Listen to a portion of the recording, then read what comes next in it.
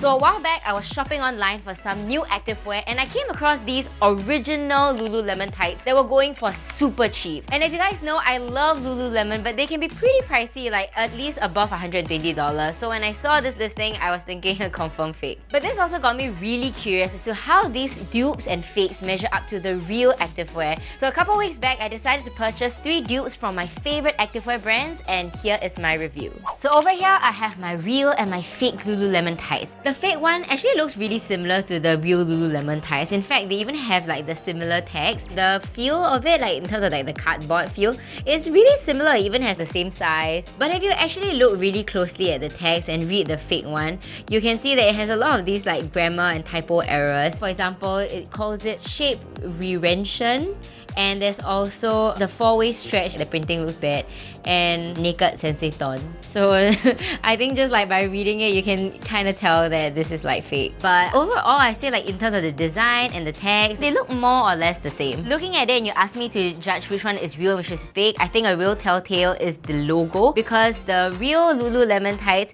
you can see the logo doesn't look stretched or look like it's cracking. But over here, this fake Lululemon tights is kind of patchy, and this is only after like 1 wash. I got this like a couple of weeks back. I've only used it once, and you can really see that it's cracking and the edges of the circle aren't even sharp. So in terms of the fabric and just how it feels, you can just tell that this is the real buttery soft Lululemon fabric that we all love and hold dear to our hearts. And this is just like, no, like when I picked it out of the wrapping and when I put it on, it feels like the other side of the sponge, the frictiony side. It actually feels like really rough when I was putting it on, and you just know, if you've actually felt like the normal Lululemon, that this does not compare. Here is the dupe that we found. My initial impressions is that the fit is actually really snug. It's actually very nice, just like how I personally like my tights to be fitted. Kind of high-waisted, not as high-waisted as the usual Lululemon tights. Like, I feel that the Lululemon tights run even a bit higher. This just sits nicely around my belly button. The fabric-wise, it's a lot thicker. It's not cooling like the normal Lululemon tights. So I'm gonna work out right now and then test it out and see if it can compare to the regular tights and see like performance-wise whether it's a pretty good fit. When I was actually working out, there wasn't really much of a VPL for the fake tights, but it felt so hot, like I couldn't wait to like just tear it off because it was super uncomfortable, and I felt like I was building this pool of warm sweat, which is like really unpleasant. For the original Lululemon ones, the sweat management is just a lot better. It's very cooling and it doesn't stick to my body like this one did. Even as far as like no brand tights, okay, like these were objectively unpleasant to work out in. This was surprising to me because the majority of people on the website that I bought this from gave this 5 stars. So I was really hoping for a lot better. I can only think of 2 reasons why people would give this a good review. First reason being that you have not tried like the real one, so you wouldn't know how the fake ones kind of compare to the real ones. That's number 1. And the second thing is because I don't know if people actually work out in these tights or how intensely people work out in these tights. If you kind of just want to wear this and like lie around your house or like go and run some errands and you just want to look fit and have some like athleisure and then show the Lululemon, I think maybe it's not too bad. But if you're actually using it for like actual utility and to actually function in the gym, then I would say it's a no for me. In terms of the elasticity, because this doesn't really have a very good elastic band, so it doesn't sit very nicely, I realized when I was working out with it, it did fall quite a bit, so I actually had to pull it up and adjust, whereas in the real one really just like sucks everything in. Of course, I know what you guys are thinking, the price difference is huge, so yeah, obviously you get what you pay for. But for a $20 pair of tights, I can think of a lot of other brands that are not as luxurious as Lululemon that you can go for, like mid-range things like Cotton On, or even some tights from Taobao that I've tried are a lot better than this. In summary, here is my scorecard for the real versus fake Lululemons.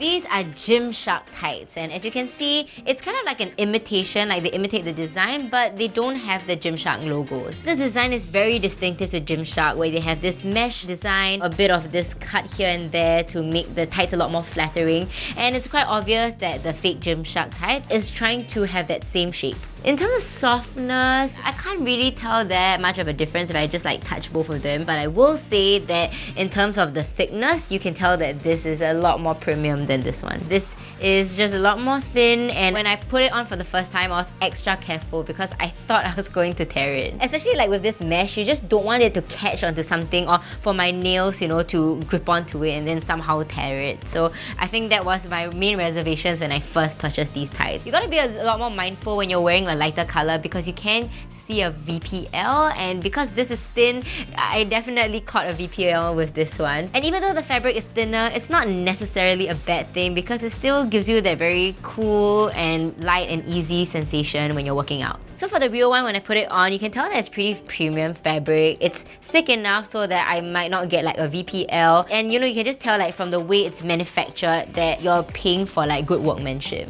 In terms of the stretch and the elasticity, I would say that it's pretty good, but obviously it cannot compare to the original one. Comparing the waistbands, this one's just a lot longer than this one. It's a lot shorter. So when I put them on, this one kind of like me more than this one. This was like a lot looser, especially around like the core area. The original GYMSHARK tights are, in my opinion, super flattering on your legs and your body. For these tights, I thought that it actually looked really flattering on the body and it shaped my butt and my legs really nicely. So actually no complaints when it comes to the style and the fit. I would definitely repurchase this again. Here's my scorecard for the real versus fake GYMSHARK tights. Over here we have LORNA Janes. I have the real one and I also have the fake one. At the back of all the LORNA Jane tights, they have the logo, and you can see just like straight away that this has a really bad print job. You can see the outlines of the LORNA Jane printed on top.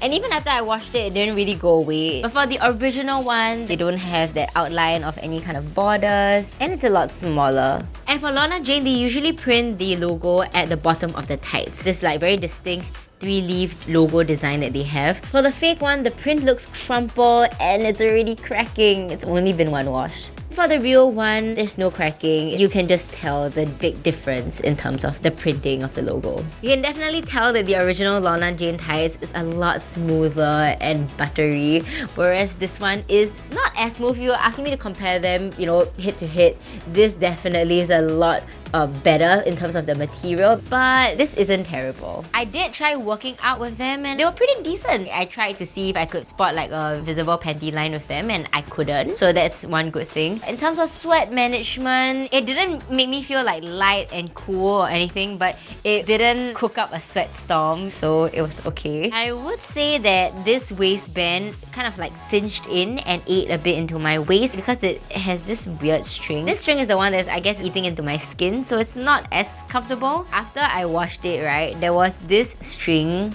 that came out, so I really don't know how it's gonna hold up after several more washes. I have no complaints about how it made me look, so I think like styling wise it's okay. In summary, I would not repurchase these tights because I think just like the main selling point of LORNA Jane is just the fact that their outfits are a lot more trendy. They will have mesh in their designs, crazy colors, nice prints, but in terms of dupes online, you can really get like only like the block colors. So if I were to pay $27 for a pair of black tights, I just know that I can get better quality options elsewhere. Here's my scorecard for the real versus fake LORNA Janes.